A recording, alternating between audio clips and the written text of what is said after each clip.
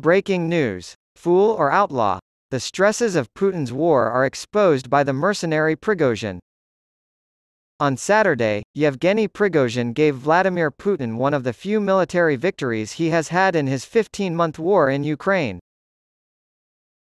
Even Russia's most powerful mercenary, Putin's political system's taboos were too tempting to ignore.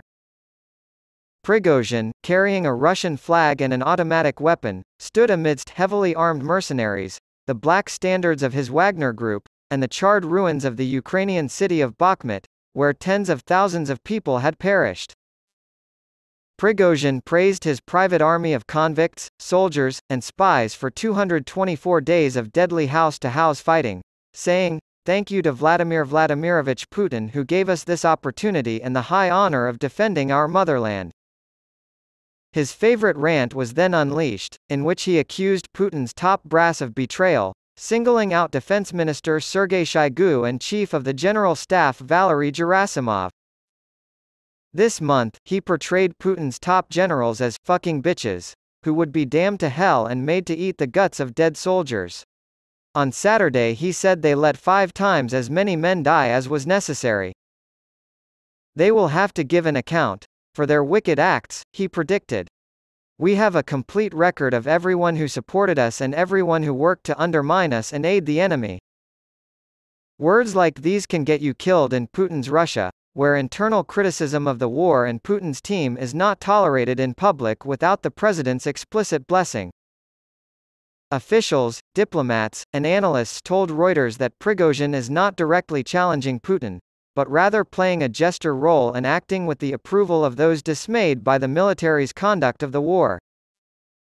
Putin's political system, which he has led for 23 years, is showing signs of strain due to the war, a word he uses despite a Kremlin ban. Prigozhin's own future is now uncertain as a result of this. There is a lot of mystery about what Prigozhin is doing, Sergei Radchenko, a historian of the Cold War from the Johns Hopkins School of Advanced International Studies, told Reuters. The impression this gives both in the West and in Russia baffles me, she said. They portray the image of increasing chaos in Russia's military leadership, an image of infighting, an image of Putin's aloofness, or even of Putin's weakness, he said. To paraphrase a famous quote, Prigozhin would not make this slip accidentally. No comments were forthcoming from Prigozhin, the Kremlin, or the Defense Ministry. Wagner is depicted as a assault squad by the Defense Ministry, and Shoigu and Gerasimov have remained silent in response to Prigozhin's criticisms. Stronger criticism. On May 5, Prigozhin released his most famous video, in which he claimed that a lack of ammunition on the part of Shoigu and Gerasimov had led to the deaths of a large number of Wagner mercenaries. "Where the hell is the F*C King ammunition, Shoigu, Gerasimov?" he told the women. "Take a look at them, the slain mercenaries. These men are the fathers and sons of real people." Prigozhin deftly interjected deeper criticism between the cuss words.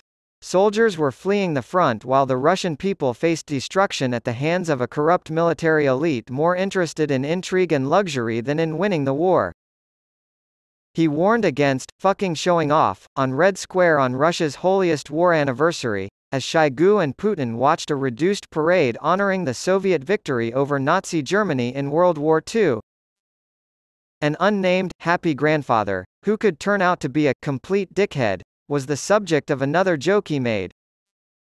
Under the condition of anonymity, a Western diplomat said that Prigozhin seems, out of desperation, frustration, and the love of his own voice, to be slipping from outrageous but understandable cries for help and attention into self-destructiveness.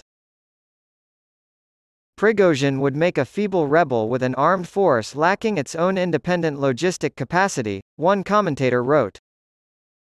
According to an anonymous Russian source, Prigozhin represents one of the sides in a struggle within the Putin system. Double actuality? Since Putin's ascension to power in 1999, the ex-KGB lieutenant colonel has instituted a repressive regime that discourages and punishes any form of public dissent. The fact that state television didn't report the death of Bakhmut for 20 hours shows how seriously Prigozhin is thought to have broken those norms.